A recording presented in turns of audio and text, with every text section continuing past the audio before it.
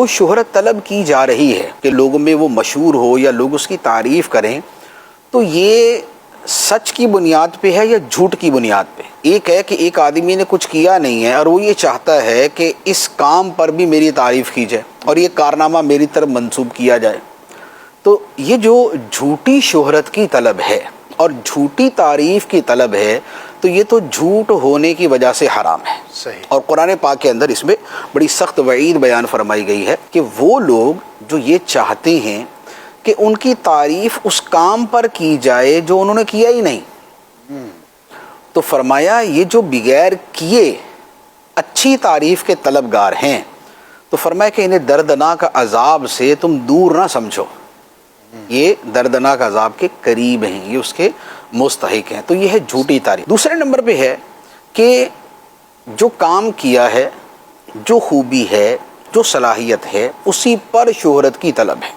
جی۔ تو یہ جو طلب شہرت ہے، اس میں عمومی طور پر ہم یہ کہہ سکتے ہیں کہ اکثر و بیشتر یہ مذموم ہے، ناپسندیدہ ہے۔ اچھا۔ شریعت کی نظر میں شہرت کی طلب بنیادی طور پہ یہ ناپسندیدہ اور مذموم میں آتی ہے، کیونکہ یہ انسان کو برائی اور گناہ اور ریاکاری کی طرف لے جانے والی چیز ہے۔ صحیح۔ تو اکثر و بیشتر چونکہ ادھر لے کے جاتی ہے، تو لہذا اس لیے ابتدائی طور پہ یہ مذموم ہے، الا یہ کہ کوئی بندہ اچھی نیت سے یہ چاہے کہ اسے شہرت ملے، اسے زیادہ شہرت ملے، تاکہ اس شہرت کے ذریعے وہ اس کی بات لوگوں میں زیادہ مقبول ہو، اس کی اصلاح اور اس کا واعظ اور اس کی نصیحت اور اس کا لوگوں کو سمجھانا لوگوں پہ زیادہ اثر انداز ہو۔ کیونکہ یہ ہم اپنے مشاہدے کے ساتھ ہم یہ دیکھتے ہیں کہ مشہور آدمی اگر کوئی بات کہتا ہے وہ زیادہ لوگوں تک پہنچتی ہے۔ ایسا ہی۔ مشہور آدمی اگر کوئی بات کہتا ہے تو اس کی بات کو زیادہ قبول کیا جاتا ہے۔